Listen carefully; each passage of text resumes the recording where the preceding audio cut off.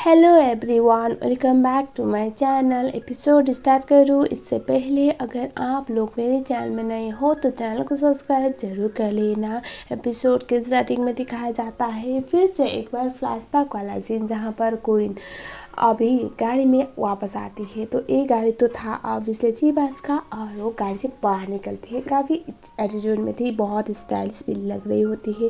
जी-बास उसके पास आता है और उसके बाद उसे वो बोलता है कि तुम ये सब क्या कर रही हो। और दरअसल जी-बास जब ऑस्ट्रेलिया से वापस आ गया था उसके बाद उसने क्वीन को गाड़ी दी। उसे लगा था क्वीन उसका सही इस्तेमाल करेगी, लेकिन बाद में उसे इतना पता चल गया कि क्वीन जैसी दिखती है ऐसी है नहीं, वो बहुत बदल चुकी है और उसके लिंक्स कुछ माफिया से भी थे।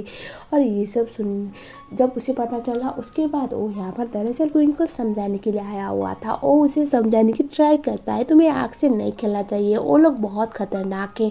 और जो क्वीन थी वो उससे बोलती कि तुम किसकी बात कर रहे हो, मुझे नहीं पता। ये सुनने के बाद जी-बास उसे बोलता है कि तुम्हें क्या लगता है कि मुझे पता नहीं चलेगा तुम्हारे वन नाइट स्टैंड पार्टीज और उसके बाद अमीर लोगों के साथ उठना बैठना और बहुत ऐसे अमीर बाप के बिगड़े हुए बेटे के ऐसे गर्लफ्रेंड बन के तुम पैसा कमा रही हो। जो तुम अभी कर रहे हो ना वो बहुत गलत है, तुम्हें ये सब रोकना पड़ेगा, क्योंकि ये सब करने से तुम्हारा फ्यूचर खराब हो सकता है, ऐसा वो बोलता है। ये सुनने के बाद तो क्वीन उसे बोलती है तुम ऐसे बातें कर रही हो जैसे कि तुम काफ़ी ज़्यादा दूध के दूल्हे हो। और तभी जी-बास को बोलते कि तुम्हें क्या लगता है तुम्हें जो ये लाइफ मिली है उसके बारे में मुझे पता नहीं है। तो क्वीन ने भी कुछ पता कर लिया था। और उसके बाद क्वीन ऐसे जी-बास को बोलती है तुम्हारे ये जो भी पार्टी चल रही है, तुम्हारे लाइफ में जो चल रहा है, तुम अचानक से ऑस्ट्रेलिया चले गए, ऑस्ट्रेलिया से वापस आते टाइम तुम्हारा इतना ज़्यादा 180 टर्न हो गया तुम्हारे लाइफ का, ऐसा कैसे हो सकता है। ऐसे मैंने सुना है तुम काफ़ी ज़्यादा माफिया से ताल्लुक़ रखती हो, कुछ ऐसे बहुत खतरनाक लोग से। क्या तुम करोगे तो वो ओके है, लेकिन अगर मैं कुछ करने की ट्राई करूँ अपने लिए तो वो ओके नहीं है, ऐसा थोड़ी होता है, ऐसा वो बोलती है। ये सुनने के बाद तो जी-बास शौक में आता है, क्योंकि क्वीन कभी भी जी-बास को ऐसे मुंह पे जवाब देने वाली लड़की बिल्कुल भी नहीं थी।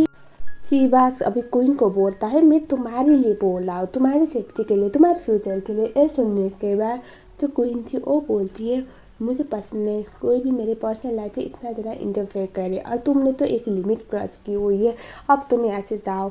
अगर तुमने मेरे पर्सनल लाइफ में इंटरफेयर करने की ट्राई किया या फिर तुमने मेरे जो भी मेरी लाइफ चल रहा है उस पर थोड़ा सा मैं इंटरप्ट किया, तो उस टाइम पे हो सकता है मैं तुम्हारा सच पुलिस को बता दूँ या फिर तुम्हारे पीछे इनकम टैक्स ऑफिसर को लगवा दूँ, तो हो सकता है ना तुम बहुत बड़ी मुसीबत में फंस जाओ। जी-बास तो चुप हो जाता है। और उसके बाद जी-बास उसे बोलता है ठीक है, अगर तुम्हें ये लाइफ ही चाहिए, तुम्हें अपने वो पुरानी वाली लाइफ नहीं चाहिए, तो ये गाड़ी तो मैंने ही तुम्हें दिया हुआ है ना, तो ये मुझे वापस लौटा दो। ये सुनने के बाद क्वीन बोलते हैं कि एक्चुअली मेरा प्लान था तुम्हें देने का, लेकिन अभी तुमने मेरे साथ इतनी बदतमीजी की ना, मेरे साथ सीधा मुंह उठा के आए और बात करने के लिए, वो भी ऐसे वही ऐसी बातें, तो मैंने सोचा क्यों ना एक गाड़ी मैं रख लेती हूँ। इन रिटर्न में तुम्हारा जो राज है, तुमने जो सडनली अपना लाइफ चेंज किया हुआ है, तुम जिन लोगों से ताल्लुक़ रखती हो उसके बारे में मैं कभी भी नहीं बताऊंगी, ऐसा वो बोलती है। और उसके बाद वो गाड़ी को लेके वहाँ से निकल लेती है। और जी-बास ये सारी बातें याद कर रहा होता है। सो अब हमें दिखाया जाता है फिर से जो लास्ट पार्ट ऐसे एंड हुआ था गेल और जो गेल नहीं फा और जी-बास के बातों के बीच पे। और उसके बाद जो जी-बास था वो बोलता है तुमने झूठ क्यों बोला पुलिस को कि तुम अपने बॉयफ्रेंड के साथ थी, दरअसल उस टाइम पे तुम मेरे साथ थी और तुमने इस बात को बताया ही नहीं। और अभी मुझे क्वीन को किसी भी कीमत पे इंसाफ तो दिलाना ही है, उसका मर्डर हुआ है, उसको मारा गया है, वो सुसाइड नहीं कर सकती। तभी जो फा थी वो बोलती कि एक बात बताओ तुम किस बेसिस पे बोल रही हो, कोई सुसाइड नहीं कर सकती, उसके बारे में तुम क्या जानती हो। हाँ तुम शायद दोस्त हो सकती हो, मैं इतने सालों से क्वीन की दोस्त थी, फिर भी मुझे आज तक ये नहीं पता चला असली क्वीन क्या है, वो क्या थी, कैसी थी, उसने क्या किया था, और तुम ऐसे यकीन से कैसे कह सकती हो। ये सुनने की बात जो जी-बास था वो बोलता है मैं उस क्वीन को जानता हूँ जिसको तुम लोगों ने कभी देखा भी नहीं होगा, कभी जाना भी नहीं होगा, तो मुझे पूरा यकीन है क्वीन कभी भी खुदकुशी नहीं कर सकती। और उसके बाद जो फा थी वो बोलती है मुद्दे पे आओ, तुम यहाँ पर मुझे अपने बॉयफ्रेंड के बारे में बताने आए थे। ये सुनने के बाद जो जी-बास था वो उसे कुछ कार्ड्स दिखाता है, कुछ फ़ोटोज़ दिखाता है। तो वो उसे बोलता है एक बात बताए तुम्हें, तुम्हारा बॉयफ्रेंड पहले इतना ज़्यादा बिजनेस में सक्सेसफुल तो बिल्कुल भी नहीं था, अचानक ऐसा क्या कर दिया उसने कि वो इतना ज़्यादा रातों रात अमीर हो गया। तुम्हें पता है एक बंदा पिपर, और वो पिपर का फ़ोटो भी दिखाती है, और फ़ा तो पहले पिपर से मिल चुकी थी। और उसके बाद जीबास बोलता है पिपर ये बंदा बहुत बड़ा गैंग को बिलोंग करता है, ये ड्रग डीलिंग और वो सब कुछ में अभी थाईलैंड पे वो ऐसे सब कुछ मैनेज करवाता है, बहुत बड़े माफिया गैंग का। और तुम्हारा बिजनेस पार्टनर जब से इसके साथ मिला हुआ है, इसने दिन दुगनी और रात चौगनी तरक्की कर ली है। और ऐसा तो होता नहीं है ना कि रातों रात इतना कुछ हो जाए। तुम्हारा बॉयफ्रेंड इन सब में ताल्लुक़ रखता है, और कहीं ना कहीं क्वीन की मौत के पीछे तुम्हारा बॉयफ्रेंड रिस्पॉन्सिबल है, और तुम भी रिस्पॉन्सिबल हो। ये सुनने के बाद तो जो हमारी फ़ा थी वो तो शौक में वो बोल रही थी तुम्हारे पास क्या प्रूफ है मेरा बॉयफ्रेंड ऐसा है। ये सुनने के बाद वो उसे बोलता है मैं प्रूफ नहीं हूँ लेकिन क्वीन है, क्योंकि क्वीन पीपर की गर्लफ्रेंड थी और पीपर तुम्हारे बॉयफ्रेंड का बिजनेस पार्टनर। और उसके बाद वो बोलते हैं तुम्हारा मतलब, तो हमें फिर से फ्लैशबैक में दिखाया जाता है क्वीन जब वन नाइट स्टैंड पार्टी चल रहा होता है।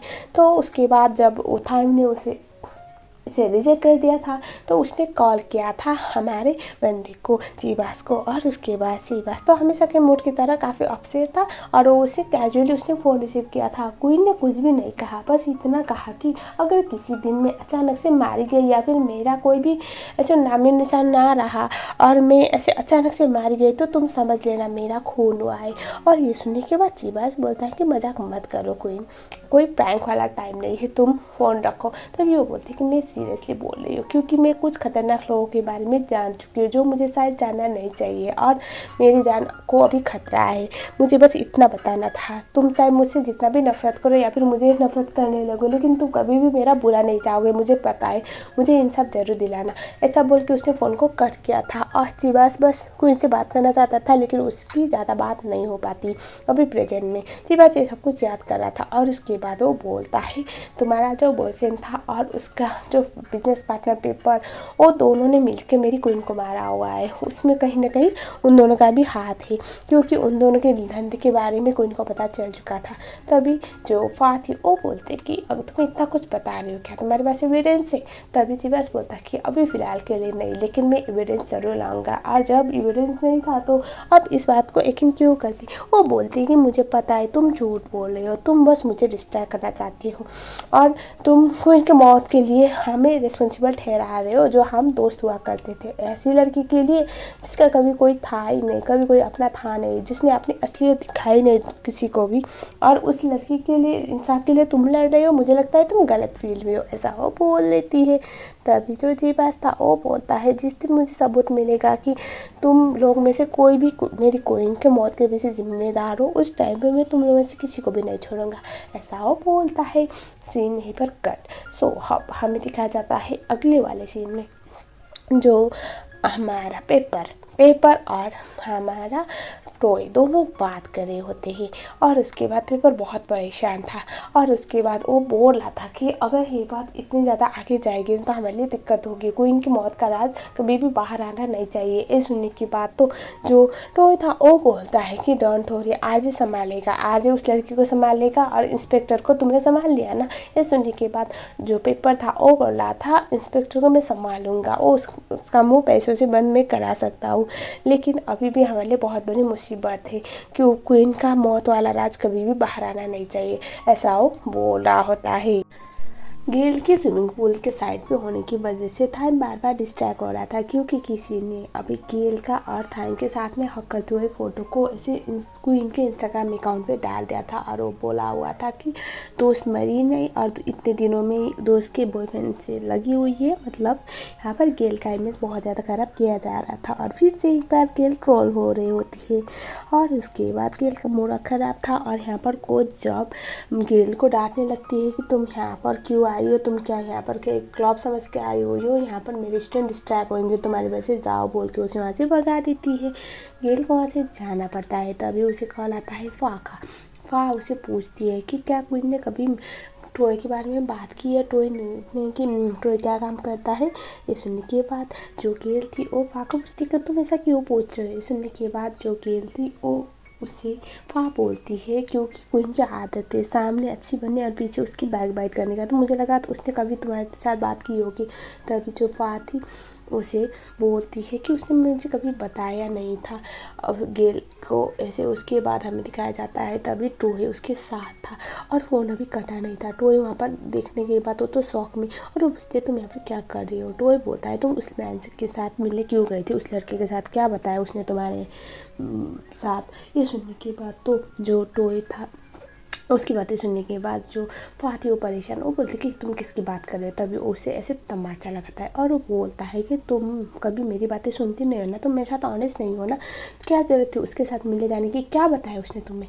ये सुनने के बाद वो बहुत ज़्यादा ऐसे पैनिक कर जाती है। वो बोलते हैं कि ऐसा कुछ भी नहीं बताया, लेकिन टोय बिल्कुल भी नहीं सुनता और फ़ोन कटा नहीं था। तो यहाँ पर जो हमारी गिलती सारी बातें सुन रही थी और टोय बोलता है कि उसने क्या भरा तुम्हारे दिमाग में, तुम्हें समझ में नहीं आता कि मैं तुमसे इतना प्यार करता हूँ और तुम किसी और मैन के साथ मिलने जाती हो। ये सुनने के बाद तो जो बात थी अब उसका सब्र का बार टूट जाता है। वो बोलती है तुम्हें क्या प्रॉब्लम है, क्या तुम पीछे तुम रिस्पॉन्सिबल हो कोई इनके मौत के पीछे, जो इतना ज़्यादा घबरा रहे हो मैं किसी के साथ मिलने जाती हूँ या नहीं, वो मेरी मर्जी है ना।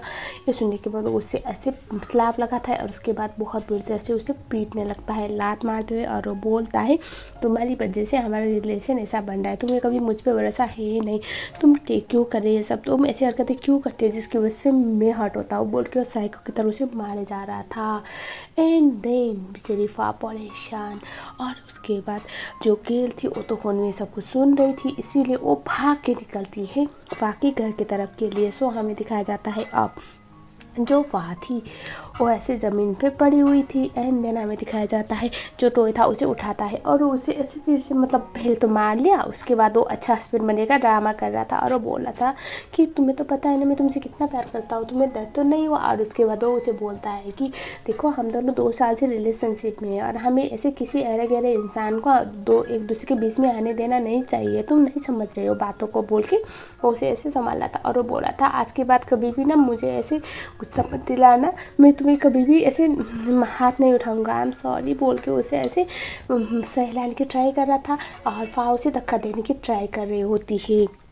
और तभी डोरबेल बजता है और यहाँ पर गिल आ चुकी थी। वो ऐसे बोलती है फा कहाँ पर है, तभी जो टोय था वो बोला था वो यहाँ पर नहीं है, यहाँ से जाओ। तभी उसे सीधा धक्का देती है तो वो देखती है फा तो ज़मीन पे ऐसे पड़ी हुई है और उसके हालत से पता चल रहा था उसके साथ एक्चुअल में क्या हुआ है। वो अपने फ्रेंड के पास जाती है और उसे देखती है, उसे बहुत गुस्सा आता है। वो ऐसे टोय को ऐसे धक्का दे के बोलती है कि तुमने मेरे फ्रेंड पे हाथ उठाया, हाउ डेयर यू, और उसके बाद उसे ऐसे मारने लगती है।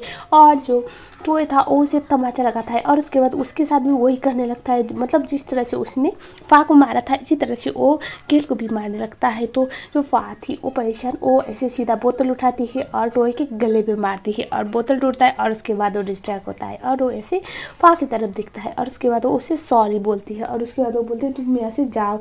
और उसके बाद जो गेल थी वो उठती है और उसके बाद वो बोलती है अभी के अभी पुलिस को लगाओ फा, पुलिस को फ़ोन लगाओ फा। और उसके बाद वो फ़ोन लगाने के लिए बोलती है और उसके बाद वो फ़ोन लगा, जो हमारी फा थी उसके हाथ से फ़ोन छीन के गेल बोलती है कि यहाँ पर एक बंदा मेरी फ्रेंड को मारने की ट्राई कर रहा है, मुझे भी उसने हाथ उठाया, प्लीज़ आप जल्दी आइए। और जो फा थी वो ट्रोय को बोलती है तुम यहाँ से जाओ, इससे पहले सिचुएशन ख़राब हो। और उसके बाद वो वहाँ से निकल लेता है। जैसे ही ट्रोय निकलता है और उसके बाद जो फा थी वो ऐसे बोलती है कि गलतफहमी है, आपको आने की ज़रूरत नहीं। और जो सुनने के बाद हमारी गेल थी वो तो शौक में आती है। और गाइस यहीं पर हम इस पार्ट को ख़त्म करने वाले हैं। आई नो काफ़ी ज़्यादा इंटरेस्टिंग ट्विस्ट एंड टर्न वाला एंगल के साथ ये पार्ट ख़त्म हुआ है। उम्मीद है आपको ज़रूर पसंद आया होगा। अगर आया है तो वीडियो को लाइक ज़रूर करना। अगर आप लोग मेरे चैनल में नए हो तो चैनल को सब्सक्राइब ज़रूर कर लेना। मिलते हैं इसी तरह के एक और नए पार्ट के साथ जो बहुत जल्द आएगा। तब तक के लिए thank you so much for watching.